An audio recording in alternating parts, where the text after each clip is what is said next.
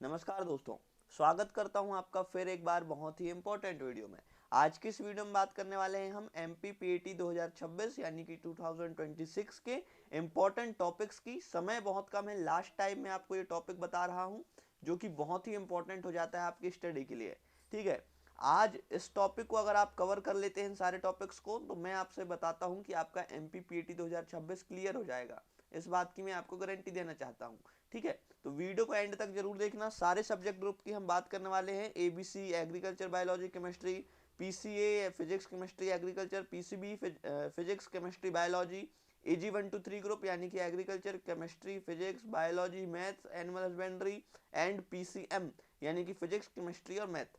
तो ये पांचों आपके जो सब्जेक्ट ग्रुप हैं, इन सारे सब्जेक्ट ग्रुप के जो इंपॉर्टेंट टॉपिक्स हैं, आज हम उस टॉपिक की बात करने वाले हैं। सबसे पहले हम शुरुआत करते हैं AG1 to 3 ग्रुप के सब्जेक्ट ग्रुप से।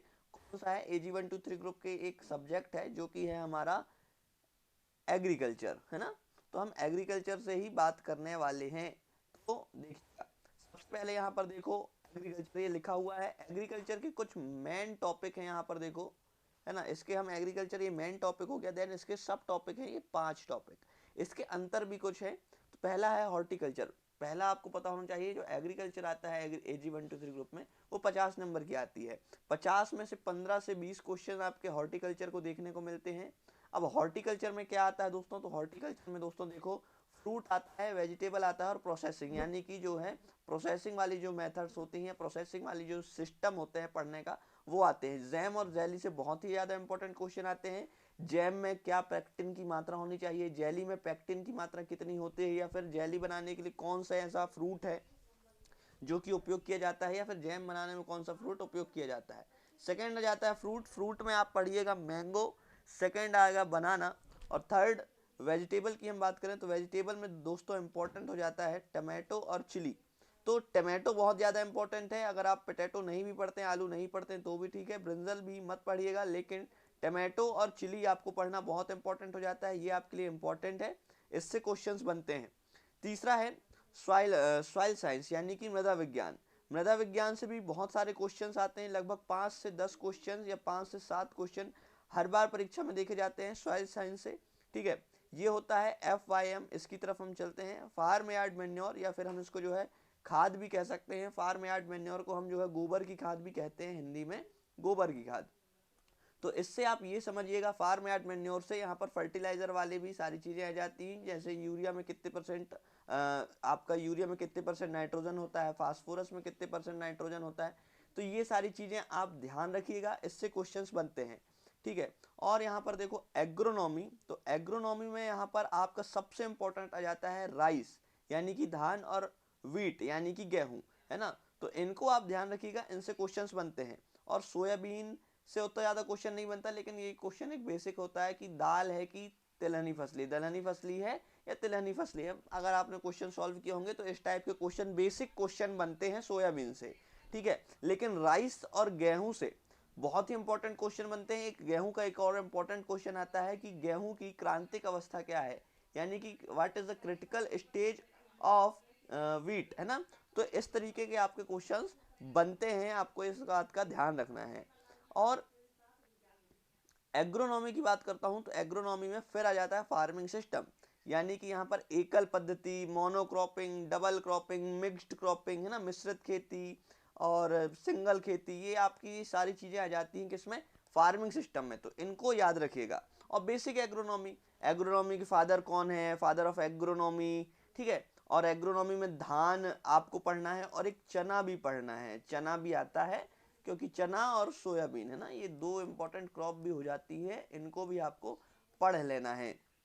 और एक और इंपॉर्टेंट टॉपिक टिलेज और इरिगेशन, यानी कि भूपरिष्करण हिंदी में, और इरिगेशन मतलब कि सिंचाई, ये भी आता है आपका।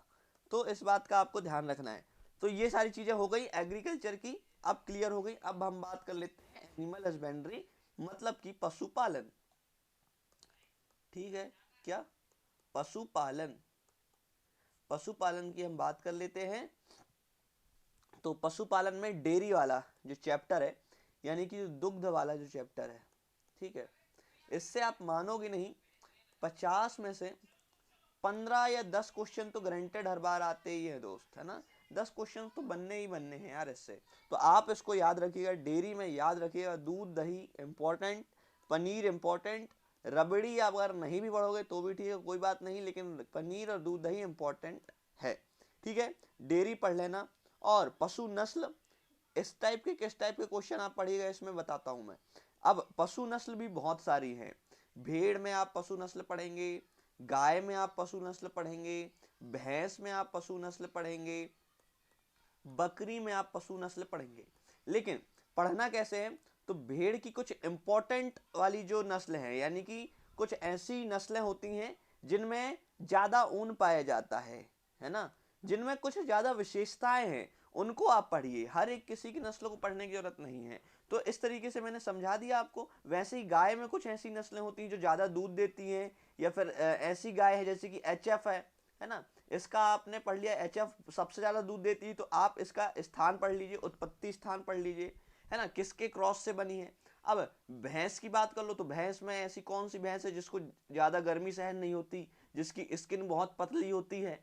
तो इस तरीके की जो विशेषताएं वाली नस्लें हैं हर एक गाय की, हर एक पशु की, उनको आप याद कर लीजिए। बकरी में सबसे ज्यादा कौन दूध देता है, ठीक है, और सबसे ज्यादा कौन गर्मी सहन कर लेता है, सबसे ज्यादा बच्चे कौन सी बकरी की नस्ल देती है। तो ये सब मैं आपको पढ़ाने के लिए नहीं बैठा हूं, अभी मैं आपको बैठा हूं पढ़ाने के लिए, क्या सिलेबस, वो भी इंपॉर्टेंट वाला। तो आप इनको ध्यान रखिएगा, ठीक है। खैर एग्री एम्पायर में फ्री ऑफ कॉस्ट लेक्चर्स भी शुरू होने वाले हैं, तो आप जो है चैनल को सब्सक्राइब कर लीजिएगा। पशुपालन में और देखो एनिमल मैनेजमेंट एंड केयर, यानी कि पशु प्रबंधन। जी हाँ दोस्तों, पशु प्रबंधन से उतने ज्यादा क्वेश्चन नहीं आते, लेकिन 2 से 3 क्वेश्चन पशु प्रबंधन से भी देखे जाते हैं। पशु बीमारियों से बहुत सारा क्वेश्चन आता है, 8 से 10 क्वेश्चन आ जाते हैं एक चैप्टर से, या फिर एक टॉपिक से। इतने क्वेश्चंस आना बहुत बड़ी बात है, ठीक है। तो इस बात का आपको ध्यान रखना है, आपको पढ़ना है, जो मैं आपको बता रहा हूं वो आपको पढ़ना है दोस्तों। पशु बीमारियों से क्वेश्चंस बनते हैं, है ना, पशु बीमारियों से क्वेश्चंस बनते हैं, तो इस बात का आपको ध्यान रखना है और पढ़ना है आपको, ठीक है। नेक्स्ट है मुर्गी पालन। मुर्गी पालन में मुर्गी की नस्ल, मुर्गी की बीमारियां, वेरी इंपॉर्टेंट, मुर्गी की बीमारियां वेरी इंपॉर्टेंट, ठीक है। और एक और आ जाता है पोल्ट्री न्यूट्रिशन, मुर्गी आहार। ये भी इंपॉर्टेंट नहीं है, ये भी इंपॉर्टेंट नहीं है, लेकिन poultry disease is the very important topic, इसको आपको जरूर याद रखना है, ठीक है। अब हमारा एनिमल हस्बेंड्री कंप्लीट हो गया, एग्रीकल्चर भी कंप्लीट हो गया। अब AG 1 2 3 की बायोलॉजी हम पढ़ लेते हैं। तो इसमें आप देखो, अच्छा PCM PCB की भी बायोलॉजी हम पढ़ेंगे, चिंता मत कीजिए। लास्ट में ये देखो, ये पूरा मैंने बनाया है यार आप सभी के लिए, ठीक है। ये देखो बायोलॉजी किसके लिए, PCB के लिए, ABC के लिए। तो ये सारी चीजें हम देखेंगे, chemistry ABC PCB PCM subjects वालों के लिए। तो ये सारी चीजें देखेंगे, चिंता मत करो, धीरे धीरे करके हम उस सभी में आते हैं। तो पहले तो हम देख लेते हैं कहाँ पर थे, बायोलॉजी में। बायोलॉजी में आ जाओ, फोटोसिंथेसिस बहुत ही इंपॉर्टेंट है। अब यहाँ से वो वाले स्टूडेंट भी देखना शुरू करें जो कि PCB से है और PCM से है ना, जिसमें बायोलॉजी आती है, सॉरी PCM से है या फिर PCB से है, या फिर जिसमें जो भी सब्जेक्ट ग्रुप आपने चूज किया, अगर उसमें बायोलॉजी आती है तो इम्पोर्टेंट है ना। ट्रांसपिरेशन और रेस्पिरेशन, ये 3 चैप्टर ऐसे हैं दोस्तों जिससे आपके 25 में 5 से 8 क्वेश्चन बनते ही बनते हैं। कितने, 5 से 8 क्वेश्चन बनते ही बनते हैं। तो आपको बिल्कुल इंपॉर्टेंट रखना है, बायोलॉजी बहुत इंपॉर्टेंट है ना, तो आपको ध्यान रखना है। जेनेटिक्स एंड प्लांट ब्रीडिंग बहुत ही सरल टॉपिक है और बहुत ही अच्छे क्वेश्चंस आते हैं। एक और सेल, है ना, सेल वाला चैप्टर, यानी कि जो कोशिका वाला चैप्टर है, कोशिका वाले चैप्टर से भी बहुत सारे क्वेश्चन देखने को मिलते हैं, तो आपको याद रखना है। और एक और टर्मोलॉजी भी आप याद कर लीजिएगा, जैसे कि एग्जाम्पल बताता हूं, जैसे कि कोशिका की खोज किसने की थी, माइटोकॉन्ड्रिया की खोज किसने की थी, साइटोप्लाज्मा की खोज किसने की थी, केंद्रक की खोज किसने की थी, केंद्रिका की खोज किसने की थी, है ना। और ये जितने भी खोजे हैं इनको याद रख लीजिएगा, आते हैं क्वेश्चन, ठीक है। नेक्स्ट AG1 केमिस्ट्री को AG123 सब्जेक्ट ग्रुप की केमिस्ट्री की भी हम चर्चा थोड़ी थोड़ी कर ही लेते हैं, है ना। इसके क्या इंपॉर्टेंट टॉपिक्स हैं, देखो यहाँ पर बायोकेमिस्ट्री, देन आपका सॉल्यूशन यानी कि विलियन, है ना, देन आपका GOC, ये तीन आपके बहुत ही इंपॉर्टेंट है, आप तीन इनको पढ़ लीजिए। इसको आप छोड़िए, केमिकल बॉन्डिंग एंड इक्विलिब्रियम भी आप छोड़ सकते हैं, जो सरल है और जो इम्पोर्टेंट है वो आपको बता देता हूँ। तो ये आप इन तीनों को जो है रीड कर लीजिए, बहुत ही सरल है, बहुत ही इम्पोर्टेंट है, आते हैं क्वेश्चंस, है ना। नेक्स्ट फिजिक्स देखो AG123 सब्जेक्ट ग्रुप वालों के लिए, तो यहाँ पर आप देखो heat, very very very very important topic. Heat से क्वेश्चंस आते हैं, घर्षण से भी आते हैं, यानी कि जो आपका फ्रिक्शन है, यहाँ पर मोशन लिखा गया है लेकिन यहाँ पर फ्रिक्शन आना चाहिए, तो आपका आते हैं इससे भी क्वेश्चन, तो आते हैं घर्षण से, जी हाँ। और लाइट, ये जो तीनों टॉपिक हैं, ये तीनों हैं, इसको आपको पढ़ना है। और मैथ की अगर बात करूं तो APGP मोस्ट इंपॉर्टेंट, आप कुछ पढ़ो या ना पढ़ो, एग्रीकल्चर की मैथ में, है ना, लेकिन APGP और लॉग, ये तीनों आपको पढ़ना ही पढ़ना है। इसको आप छोड़ दो, मैं कहता हूं समय 1 घंटा भी है तो ट्रिग्नो को छोड़ दो, स्टैटिक्स को छोड़ दो, ये आपको थोड़ी टफ भी लग सकते हैं, लेकिन APGP में सिर्फ और सिर्फ आपको फॉर्मूलाज याद करने हैं, क्वेश्चंस आपके सॉल्व हो जाएंगे। और कभी कभी दोस्तों सिर्फ फॉर्मूला ही लिख कर आ जाता है। तो log, APGP most important, most important, most important, most important, most important, याद कर लेना है, आएगा ही आएगा, ठीक है। नेक्स्ट अब बढ़ते हैं आगे अदर सब्जेक्ट ग्रुप वालों के लिए। बायोलॉजी देखते हैं हम, अब यहाँ पर हम बायोलॉजी देखते हैं, पेन का कलर चेंज कर लेता हूँ मैं, ठीक है। यहाँ पर देखो बायोलॉजी किस कौन कौन से सब्जेक्ट के लिए, PCB के लिए और ABC ग्रुप वालों के लिए। तो यहाँ पर ABC ग्रुप में भी बायोलॉजी आती है और PCB में भी आ जाती है बायोलॉजी। तो उसमें कौन कौन से इंपॉर्टेंट चैप्टर यहाँ पर आप देखो, यहाँ पर इतने सारे चैप्टर दिए हुए हैं या फिर इतने सारे टॉपिक हैं, इतने सारे नहीं पढ़ने हैं, कुछ मैं आपको यहाँ पर टिक करा देता हूँ, आप उनको लिख लीजिएगा। और ये आपको एक काम करना, अगर आपको ये PDF चाहिए ना, तो आप मेरे व्हाट्सएप और टेलीग्राम ग्रुप की लिंक आपको डिस्क्रिप्शन बॉक्स में मिल जाएगी, ज्वाइन कर लीजिएगा, वहाँ पर मैं कोशिश करूँगा कि आपको ये PDF शेयर कर दूँ, ठीक है, तो ज्वाइन कर लीजिएगा। अब यहाँ पर कौन कौन सा चैप्टर, पहला सेल वाला बहुत इंपॉर्टेंट है, प्लांट फिजियोलॉजी बहुत इंपॉर्टेंट है, मॉर्फोलॉजी बहुत इंपॉर्टेंट है, एक और रिप्रोडक्शन में, ये तीनों इंपॉर्टेंट हैं, ठीक है। ये आप ह्यूमन वाला छोड़ दीजिए, ह्यूमन वाला डिसीज वाला नहीं आया था, ठीक है, लेकिन रिप्रोडक्टिव और सेक्सुअल रिप्रोडक्शन आता है, ठीक है। और यहाँ पर बायोटेक्नोलॉजी, ये आपको चार मैंने जो टिक बताए ये इंपॉर्टेंट है, अभी फिलहाल आप इनको पढ़ सकते हैं और बढ़िया क्वेश्चंस आते हैं, ठीक है। तो यहाँ पर देखो एक रिप्रोडक्शन वाला, इसके अंतर्गत आपकी 3 सब टॉपिक हो गए, ठीक है, सेक्सुअल और रिप्रोडक्शन, अच्छा 2 सब टॉपिक हो गए, सेक्सुअल वाला और एक रिप्रोडक्शन वाला, हेल्थ वाला, है ना। और इसको आप छोड़ दो, ह्यूमन वाला आप छोड़ दो, तो और आ जाएगा एक और टॉपिक आ जाए, पहला ये रिप्रोडक्शन, दूसरा आ जाएगा मॉर्फोलॉजी ऑफ फ्लावर प्लांट, दूसरा cell cycle and cell division, तीसरा प्लांट फिजियोलॉजी, ये इंपॉर्टेंट है ना, तो इनको आप याद कर लीजिएगा।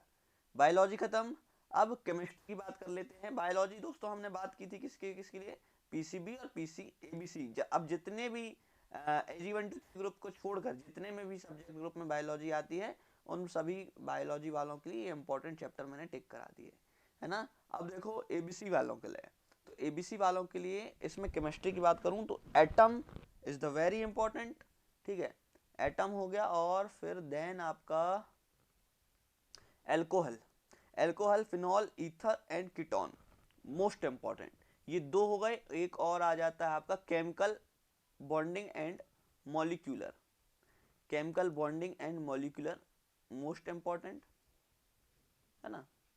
और ये वाला element P and D block, ये आपके ये 4 मैंने टिक करा दिया। और एक और आ जाता है ना, ये आपका ऑर्गेनिक कंपाउंड, है ना। और जनरल ऑर्गेनिक केमिस्ट्री भी पढ़ लीजिएगा, ये भी इंपॉर्टेंट है। जनरल ऑर्गेनिक केमिस्ट्री, है ना। तो यहाँ पर ये देखो 4 टॉपिक्स हैं। पहला एटम स्ट्रक्चर केमिस्ट्री में, दूसरा केमिकल बॉन्डिंग, तीसरा एलिमेंट, चौथा alcohol, fifth organic, sixth GOCs. 6 important topic हो जाते हैं, तो इनको आपको याद रख लेना है, ठीक है। नेक्स्ट फिजिक्स की बात करूँ, अच्छा सरल सरल है यार दोस्तों, कोई कठिन नहीं है, सरल ही है, आपको याद रखने में कोई दिक्कत नहीं आएगी। अगर आपको कोई प्रॉब्लम आती है तो डिस्क्रिप्शन बॉक्स में मेरा नंबर दिया हुआ है, कांटेक्ट कर लीजिएगा। अच्छा दोस्तों, थोड़ा आगे बढ़ने से पहले एक और आपको बता देना चाहता हूँ, अगर AG123 ग्रुप से अगर आप पढ़ रहे हैं और अगर आपको नोट्स की ज़रूरत है तो आप बिल्कुल नोट्स ले सकते हैं। सिर्फ और सिर्फ 999 में, यानी कि 999 में आपको AG123 ग्रुप सब्जेक्ट ग्रुप के नोट्स मिल जाएंगे। एग्रीकल्चर के, एनिमल हस्बेंड्री और बायोलॉजी के हिंदी मीडियम में नोट्स अवेलेबल हैं। अगर आपको चाहिए नोट्स तो डिस्क्रिप्शन बॉक्स में मेरा व्हाट्सअप नंबर और कॉलिंग नंबर दोनों मिल जाएगा, और यहाँ भी मैं आपके लिए लिख देता हूँ, आप इस पर मुझे कांटेक्ट कर सकते हैं। बहुत ही जल्द, है ना, बहुत ही जल्द आपको प्रिपरेशन करनी है, तो जल्दी से जल्दी आप नोट्स परचेज करें और अपनी तैयारी को, सेल्फ स्टडी को प्रिपेयर करें और एक अच्छी यूनिवर्सिटी, एक अच्छे कॉलेज में आप जाएं।